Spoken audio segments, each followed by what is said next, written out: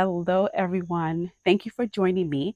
I am your host, Sandy Bastian, and this is another Mompreneur Talks.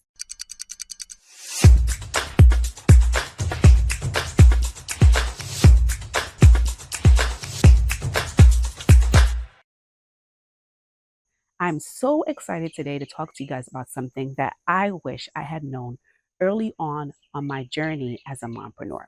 Now, many of us in this time and age, right, we're going onto YouTube to get information on how to start a business, what we need, who do we have to contact, and all the information that we think we need in order to start a business.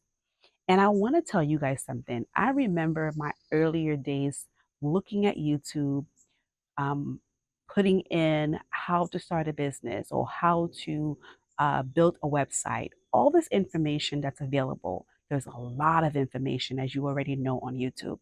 And a lot of times you hear people say stuff like 10 steps to starting a business, or 10 steps to starting a profitable business, or 10 steps to making your $10,000 in business. All of these steps to starting a business. And I watch a lot of videos of steps to doing things in my business. And every time I watched the videos and I did the steps, I felt more and more frustrated. And I didn't know why, because most of the times I would do all the things that they told me to do.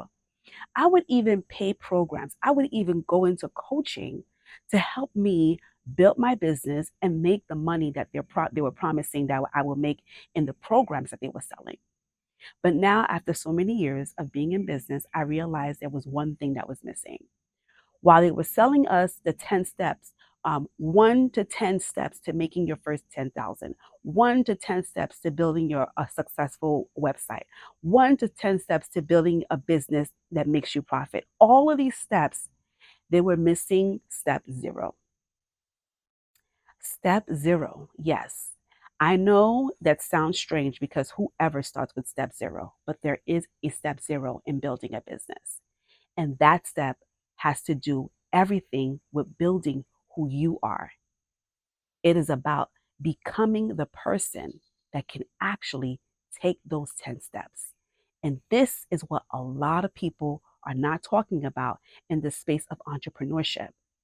You have to become a certain person in business in order for the business to work for you.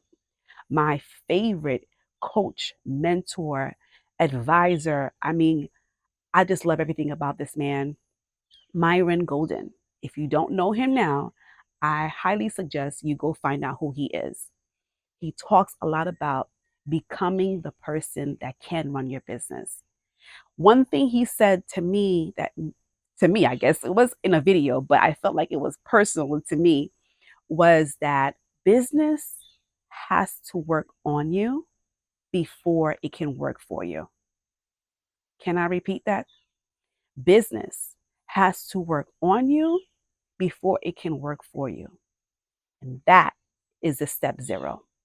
I realized that while I was doing all the things that these coaches and entrepreneurs were telling you to do on how they became successful in their business, who I had to become to make those things happen was missing.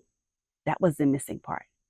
And this is why I started this journey about Mompreneur Talks. It's to talk about those things that you probably normally won't hear about. Those things you have to do in your internal world before it can work for you in the external world. There are some things that you as an individual have to work on. And let me tell you, the more and more I come across other moms who say, I want to start a business, and they go about creating a product or they go about finding a way to start a business. The biggest challenge for that individual mom is actually selling her product. And the reason why it's so hard is because the work within has not been done. You can have a product, you can have a really good product, but if you don't know how to sell that product, being the person that you are to show up to sell that product, it doesn't matter. So I want to talk to you guys about a little bit about how do you become the person that can actually sell. Now, this is going to be different for everybody else because Everybody has different things in their lives, right? We all have our fears. We all have, certain skills that we have. We all have habits. We all have certain disciplines in our lives. There are things that we're doing that we need to be aware of where we are in order to correct that. Now, I just want to give you guys one example about what it looks like when you work from within. Now, if you are a person who is afraid to talk to people, like you can talk to people you're comfortable with, but you're afraid to approach a stranger and talk to them about your product or the services you have, that is something that's going to keep you from growing your business. As a matter of fact, I'll just say this. If you have poor communication skills, it is going to be very difficult unless you hire someone to do the communication for you. And of course, you're going to have the money to do that. You're not going to make it in business because business requires you to communicate. Business requires you to have relationships.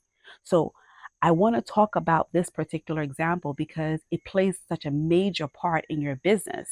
Networking with people, writing content, creating content around your business or your product so you can reach people, so you can connect with them. All of that has to do with communication. And if you are a person, let's say people use this word shy. I don't know if it's the right word to use, but let's just for confusion that I don't want to confuse anybody. Let's say you're a person that's shy. I want you to start thinking about what is it that's going to help you become less shy. I promise you, there is nobody, there is nothing that is going to help you improve your communication if you're shy. Only you can do that. You have to start showing up as a person who believes not just in the product that you're selling, but in yourself. And that's where passion and purpose comes from.